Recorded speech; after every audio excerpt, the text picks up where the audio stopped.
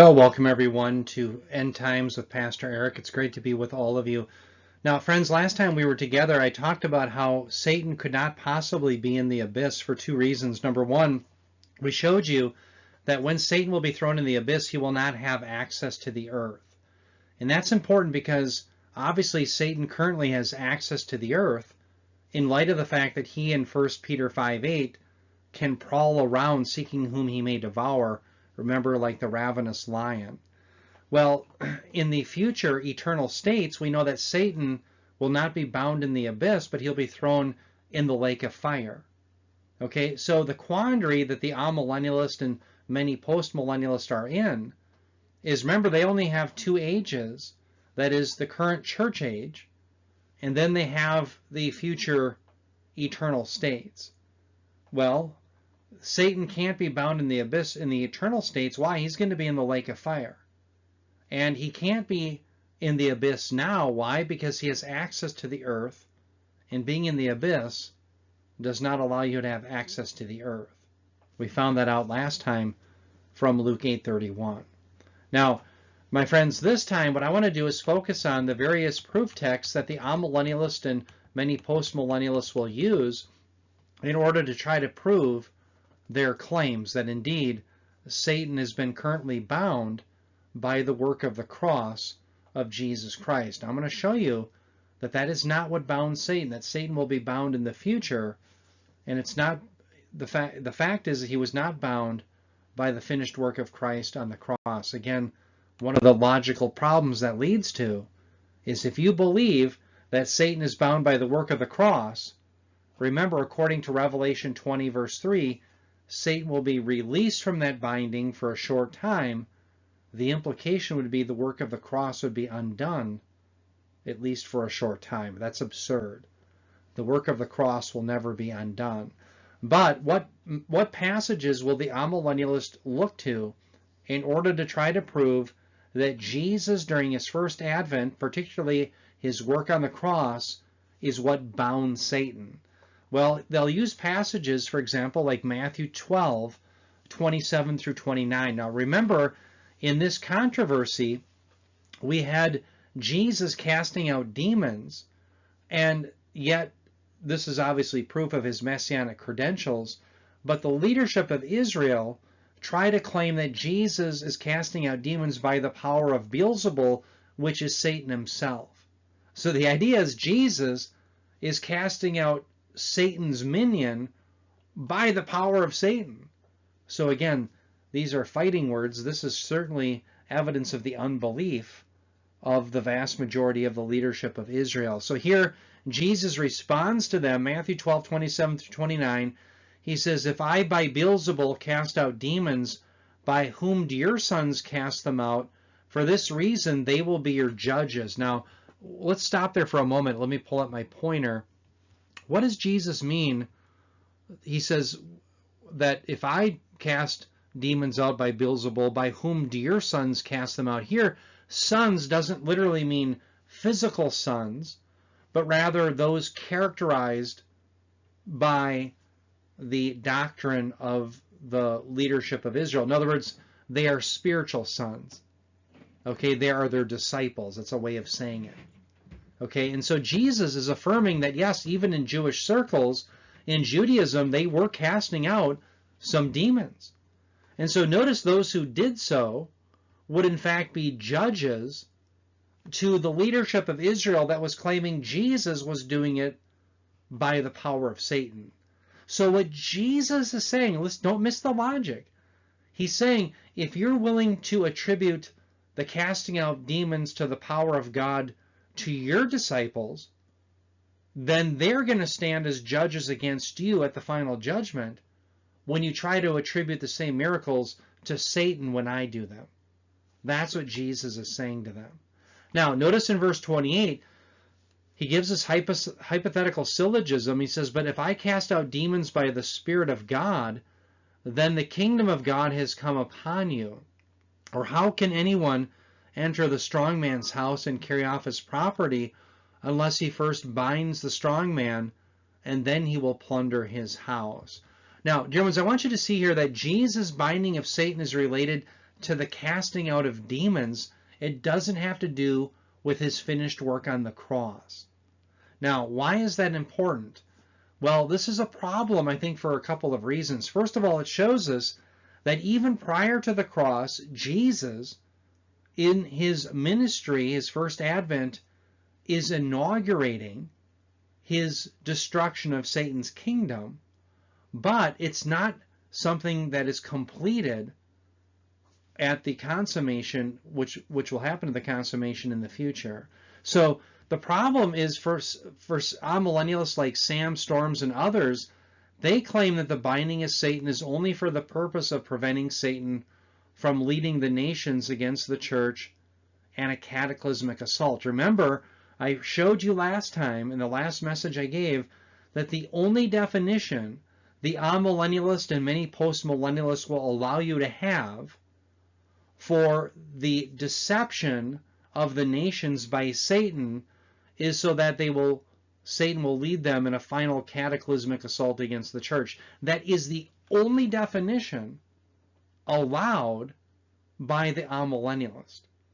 So what's very interesting about that is that here Jesus is binding Satan in order that he can pillage Satan in this regard, that he can cast out demons and set a man free. Okay? Why is that important? Dear ones, amillennialists are claiming that the cross is what bound Satan. That's what they're claiming. Well, this certainly happened prior to the cross. That's the issue. So this binding of Satan has nothing to do with the cross of Christ. It happens probably a couple of years at least prior to the passion of Christ as he dies on the cross. The binding of Satan here, in order that Jesus and his followers can cast out demons, was evidence that Jesus is God. Last time, dear ones, I showed you that because God is the one who controls his divine counsel, he is the one alone who can use the angels and the demonic beings for our good. In fact, that's part of our Romans 8:28 theology, that God does really cause all things to work for the good for those who love him, who are called according to his purpose. This is why when you get to 2 Corinthians chapter 12, God allows Satan's thorn in the flesh to remain inside Paul, whatever it was, even though Paul had prayed that it would be removed. Why?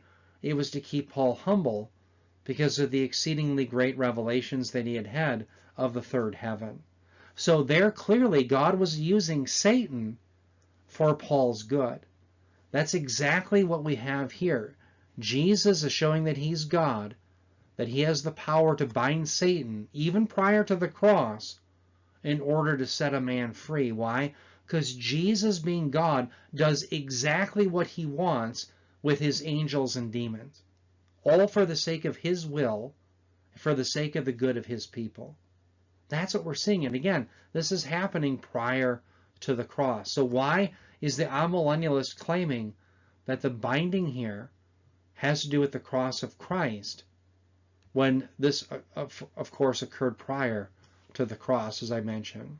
Okay, now let's come to a second text that they will often use, the amillennialist, in trying to prove that Satan was bound by the work of Christ on the cross.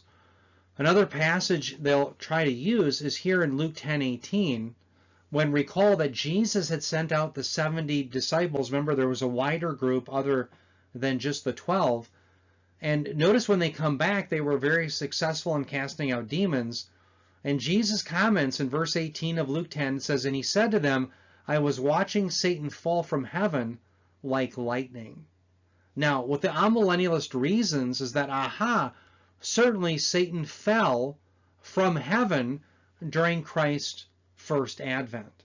And again, the problem is they attribute that to the work of Christ on the cross. Well, this is obviously prior to the cross once again. Now, when Jesus says that he was watching Satan fall from heaven like lightning, what do I say to that? How do I say, well, hey, that didn't happen during Jesus' first advent? What I would claim to you, and I'll prove this to you, is that what Jesus is making a statement of is what's called a proleptic statement. Now, what in the world is prolepsis? Prolepsis is a literary device in which an author will state something that has not yet occurred, and they will state it as if it already has because it is so certain. Okay?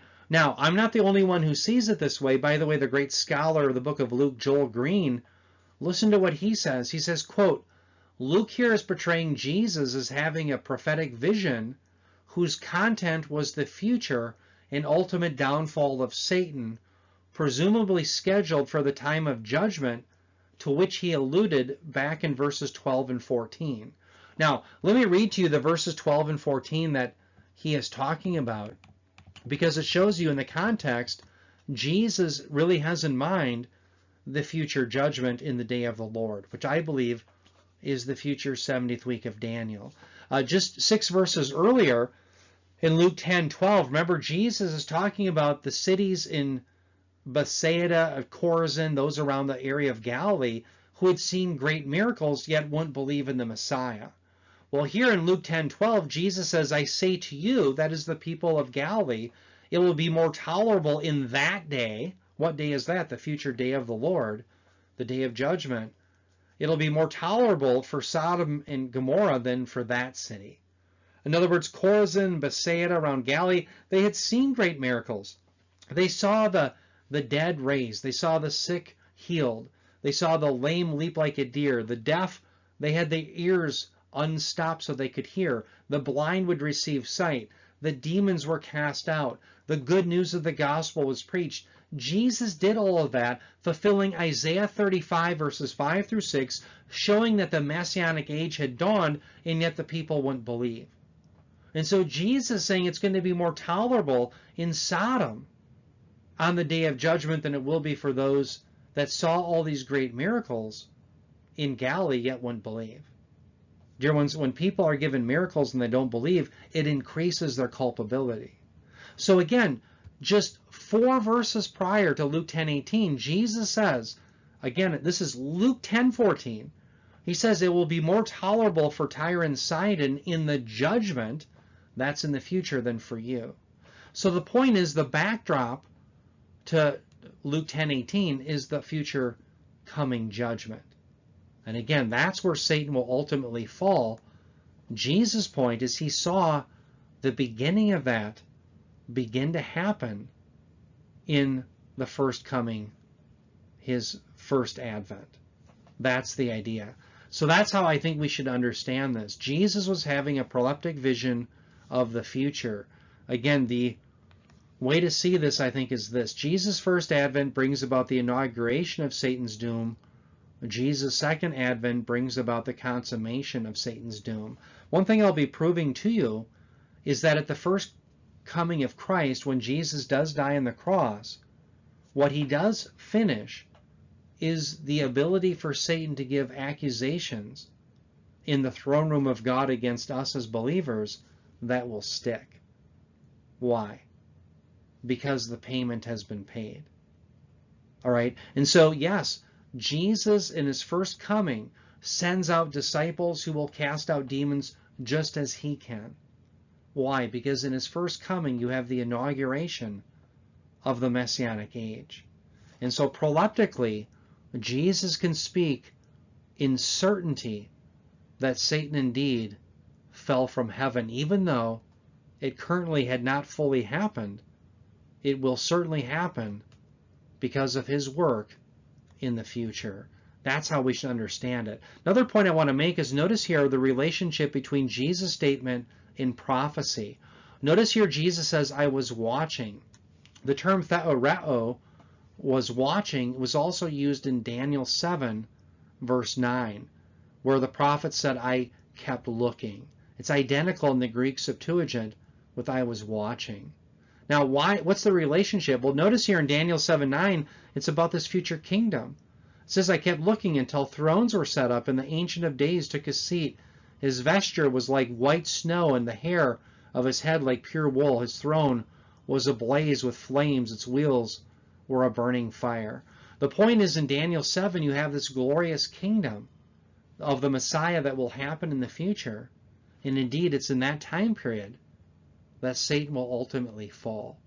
The reason I mention this, I think certainly this gives even further credence that Jesus was having a prophetic vision, just as the scholar Joel Green claims.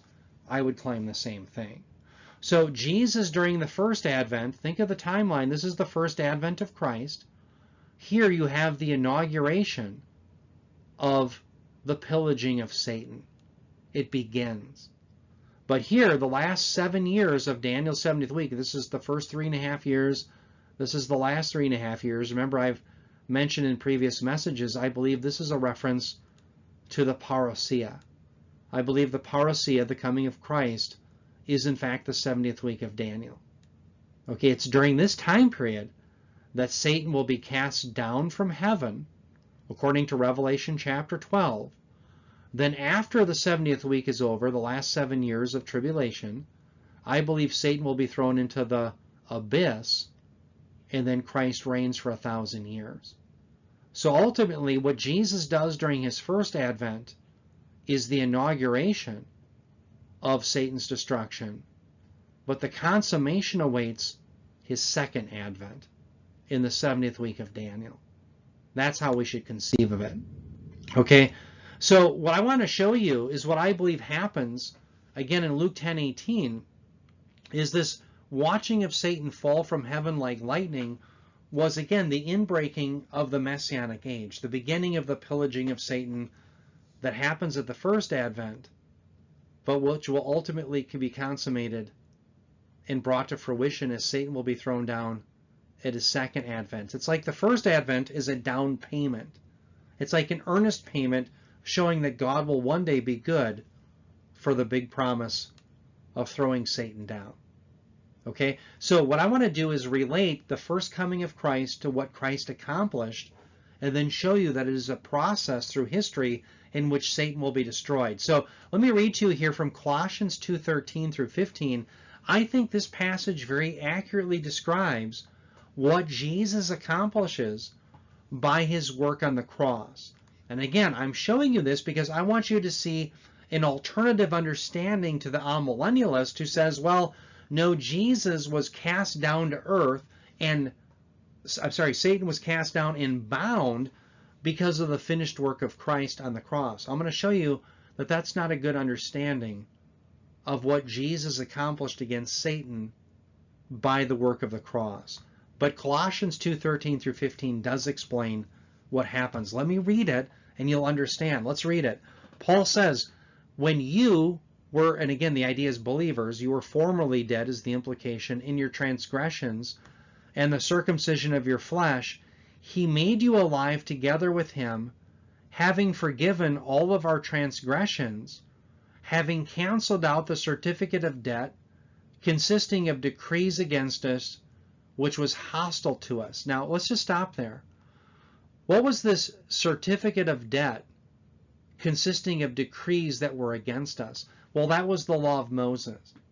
According to the book of Romans, the law of Moses shuts the mouth of every man. The idea is if the greater Jews who had the promises, the covenants, and the scriptures, if they could not attain salvation by the law of Moses, we as Gentiles who are lesser, in that we don't have the promise, the covenants, the patriarchs, the scriptures, before, of course, the new covenant, how would we fare any better than the Jews? Certainly, we're not going to be able to keep the law. And so the idea then is the law was against us. Why? Because we all broke it. And so Satan and the demons will use that against us where? In the heavenly realm. According to Revelation chapter 12, verse 10, Satan accuses us, even believers, before the throne of God day and night. And by the way, he has a point. Why? Because we all did break his law. That is how the decrees of the law of Moses were against us. In fact, notice in red it says, which was hostile to us. The law of Moses was hostile to us, not because the law isn't holy, righteous, and good as Paul declares it to be, but because you and I can't keep it. But notice the good news. It says he has taken it out of the way, having nailed it to the cross. In other words, when Jesus died on the cross, he paid it in full, the debt that we have. So even though we're lawbreakers against God, vicariously, Jesus took the debt that you and I deserve to be punished with, and he paid it. Notice verse 15, it says, when he had disarmed the rulers and authorities, whoa, he disarmed whom? The rulers and authorities. He made a public display of them, having triumphed over them through him. Now, I would, by the way, declare the him here. It's actually a third person masculine neuter. I'm sorry, maybe no, it's masculine. Yeah, it's not neuter, it's masculine. It's a masculine third person singular pronoun. And I think it's probably best rendered not him, but it's a reference to the cross. In other words, this pronoun can either be a reference to Christ or the cross. I think the cross is preferable because indeed the cross is the nearest antecedent. So what I think is being stated, and by the way, there's not a big difference because it's obviously Christ's work on the cross, but I think the focus is on what Jesus did on the cross. So here's how I would render it. I would say when he had disarmed the rulers and authorities, he made a public display of them, having triumphed over them through the cross. By the way, that's how the New English Translation renders it, I believe, the Net Bible. Okay, now who are the rulers and authorities? Well, this is the demonic realm, including Satan. So the idea is that at the cross there was a victory that Jesus won once and for all for us. What did he do? When Jesus died a substitutionary death, he made atonement for us. He created an expiation. He removed our sins. He also created propitiation. He appeased the wrath of God. That's all wrapped together in atonement.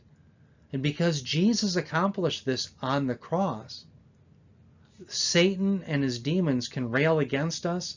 They can say, yes, Lord, they're lawbreakers, but the payment's been paid in full. And so at the finished work of Jesus on the cross, the doom of Satan was sealed, even though it won't be fully realized until the 70th week of Daniel, where Satan is thrown down to the earth and then finally put in the abyss, and then one day, after the 1,000 years, he'll be thrown forever in the lake of fire. What we have to see is the process of the destruction of Satan began at the first advent, but it will reach its consummation when we come to the second advent. That's the point. And so there is a process to the destruction of Satan. What did Jesus accomplish at the cross? He accomplished the fact that Satan can make every accusation he wants against us. None of it will stick because the payment has been paid in full by Christ on the cross. So what I want you to see is, rather than the amillennialist who says, no, Jesus in fact bound Satan by the cross and it's all been done. Okay, in other words, the amillennialist is claiming that Satan has been bound and therefore there's no future binding of Satan. There's never going to be Satan being cast into the abyss. That's already happening now. That's what they're claiming. What I want you to understand is that there's a process. There's a process revealed in the New Testament. Think about this. Ever since the cross, Jesus ascends and goes up. Satan begins the process of going down. Let me illustrate this. Notice on the screen, Jesus dies on the cross. He's a substitutionary atonement for us. Just as it says in 2 Corinthians 5:21, the Father made Jesus, who knew no sin, to become sin on our behalf. That's the idea of substitution, so that we might become the righteousness of God in him. Right after Jesus is crucified, his exaltation begins by being buried with the wealthy. Remember, that's a promise in Isaiah 53:9, that because there was no deceit in the Messiah's mouth, he would be buried with the wealthy. Now, you might say, well, boy, that doesn't sound like a lot of exaltation, simply being buried with the wealthy. You're right, it's not a lot, but that was a term of respect. If you were buried with the wealthy, that was the idea of respect being given to you. Now, why am I laboring this? Because up until the point of the cross of Christ, there was no respect given to him. It was nothing but dishonor and disrespect given to him by the unbelieving world. But all of a sudden, he has a slight exaltation. He's buried in the tomb of Joseph of Arimathea. His ascent begins. Well, then, of course, it gets far better than that. Christ is raised on the third day. Isaiah 53:10, I mentioned that because I believe the resurrection was foreshadowed and was prophesied. Because remember, it says that his days would be prolonged and he would see his offspring. Well, how can the Messiah, the suffering servant, have days that are prolonged and see his offspring if he's not raised from the dead? And so, of course, he was raised on the third day, just as the scriptures foretold. Abraham's son, for all intents and purposes, was dead because Abraham, remember, traveled with his son Isaac for 3 days to Mount Moriah. 3 days, his son was as good as dead, but yet God allowed him to live because he provided a substitute. Remember in the book of Hosea, it says that if they would be faithful on the third day, God would raise them up. They were never faithful, but the Messiah was. And so the Messiah had to be raised on the third day. Jonah was, for all intents and purposes, dead for how long in the belly of the fish? For 3 days. When was the Messiah, the prophet of God, raised? On the third day. So Jesus is raised on the third day. His exaltation begins, but it gets better. Then Christ ascends. He's seated at the right hand of God, fulfilling Psalm 110:1. By the way, this is the most prolifically quoted Old Testament passage in the New. The idea that the Adonai would say to Yahweh, sit at my right hand, or excuse me, Yahweh would say to Adonai, sit at my right hand until I make your enemies a footstool for your feet. Okay, that's exactly where Jesus is seated at the right hand of God. Well, then it's going to get even better because he's going to return to rule on the earth. Just as you and I pray for in Matthew chapter 6. Remember, we are to pray, Our Father who art in heaven, hallowed be thy name. Thy kingdom come, thy will be done on earth as it is in heaven. Why are we praying that the kingdom will come to earth? Because it isn't here yet. Because the king hasn't returned yet. But one day he will, and his rule will be not only in the heavens, but on the earth as well. And so notice, Jesus just goes up, up, and up after the work of the cross. But let's compare that to Satan. Satan's accusations after the work of the cross, they have no merit. Why? Because he can accuse us day and night, as it says in Revelation 12:10, before the throne room of God, but it was nailed to the cross. The debt that was against us, our breaking of God's moral law, Jesus paid it off at the cross, and so therefore Satan's accusations have no merit. That's after the cross. Okay? But what's going to happen then is Satan will try to deceive people. He'll lead people astray during the church age. But what happens is when you come to the coming of Christ, all of a sudden Satan is thrown down to the earth from heaven. The church goes up in the rapture. Satan is going to be thrown down. It's as if God says, I will not allow my bride to be insulted by Satan in the throne room anymore. As Satan is thrown down to the earth during the 70th week of Daniel, literal hell comes to the earth. Those days will be so bad that Jesus says in Matthew 24:21 through 22, that this will be an unparalleled time of tribulation such as never occurred nor ever will. In fact, Jesus says if those days not be cut short, no flesh would survive. Why? Because Satan, being used by God, is going to bring great wrath to the earth. And he's going to use the Antichrist to do it.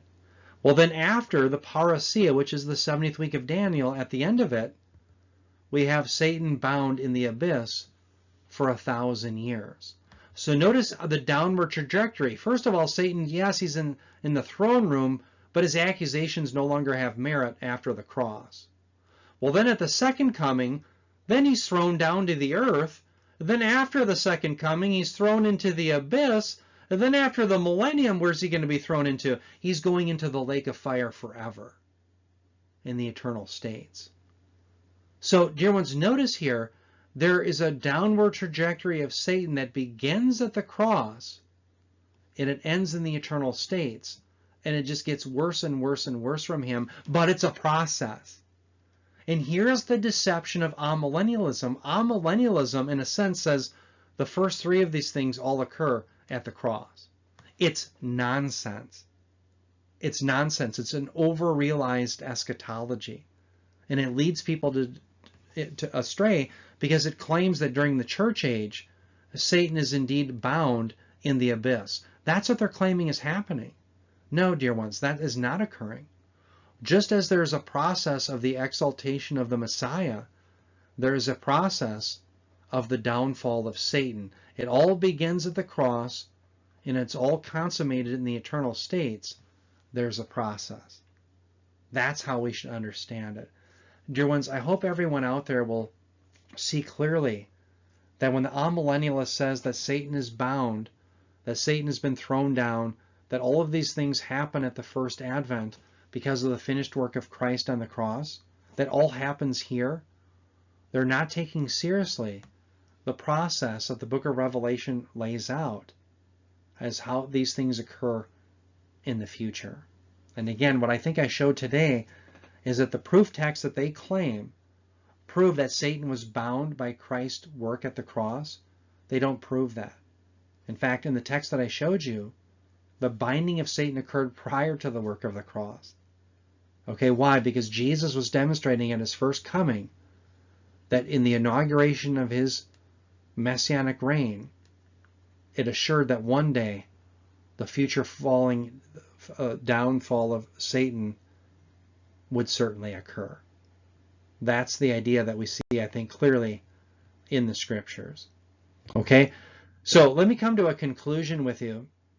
And that is, notice here in Revelation 20 verse 3 here, it says, and he threw him, remember this is the strong angel regarding Satan.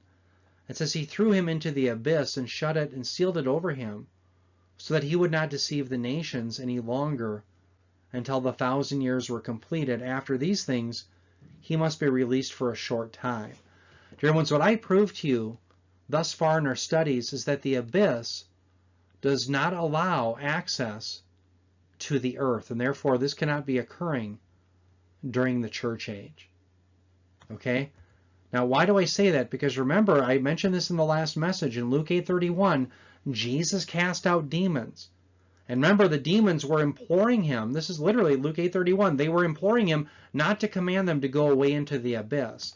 Remember, the amillennialist says the abyss allows access to the earth. Well, why would the demons be saying, Lord, don't send us into the abyss where we already are? Because they were on the earth. So Luke 8:31 is clearly proving that if you're in the abyss, you don't have access to the earth. But yet the amillennialist says the binding of Satan in the abyss occurs during the church age, even though the New Testament is clear that during the church age, Satan has access to the earth. Well, if you're in the abyss, you don't have access to the earth. So therefore, we know from the scriptures that Satan cannot be bound during the church age. Why? Well, if he were, he could not be roaring around like a lion seeking whom he may devour. He would not be, as it says in 2 Corinthians 4:4, the God of this age who blinds the unbelieving to the truth of the gospel. He would not be hindering the Apostle Paul in his ministry. Okay? He would not be able to do those things. All right? Now, here's the other point. The abyss here is not earth. The other point, again, is Revelation 20, verse 10. This is later on now. Remember, this is at the end of the millennium. Right? So what I believe is that Satan is bound in the abyss where? After the parousia, before the millennium, right here. Okay? Now in Revelation 20:10, you've gone through the millennium, and you're right here. Notice it says, where's the devil going to be thrown? He's thrown into the lake of fire. So here's the grand point. If Satan is going to be in hell, not the abyss, during the eternal states, and he certainly, by the way, I'll put this up, the abyss is not hell, and the abyss is not the earth. Remember, the amillennialist doesn't have a future millennium. They don't have this time period. They only have the church age and the eternal states, and yet the abyss can't be in the eternal states. Why? Because that's where Satan is thrown into hell. And we know the abyss doesn't allow access to the earth, so it can't be during the church age. Again, dear ones, listen carefully. The amillennialist only has the church age and the eternal states. What I'm showing you is that without a future millennium, there's no time period for Satan to be cast and thrown and sealed into the abyss. All right, it's a $3 bill. Amillennialism, postmillennialism, they try to take the process in which Satan, yes, begins to be destroyed at the first advent of Christ, but there's a process. There's no longer any merit to his accusations after the cross. He's thrown down to the earth. He's thrown into the abyss, and then he's thrown into the lake of fire. They take basically all of that except the being thrown into the lake of fire, and they take it all and throw it into the first advent. What I'm showing you is that is not what the scriptures are teaching. The book of Revelation, more than any other book in the entire Bible, gives you the process by which these things occur. Okay, so if you have summary statements elsewhere in the New Testament, in the Gospels, the book of Revelation gives you the details in how, through time, the destruction of Satan occurs, and also the exaltation of the Messiah. Don't buy into the amillennialist and the postmillennial view that claims, well, no, all of this occurs regarding the binding of Satan only at the first advent of Christ. It's all done. No, there's a process. I hope this has helped. We'll see you next time at End Times with Pastor Eric.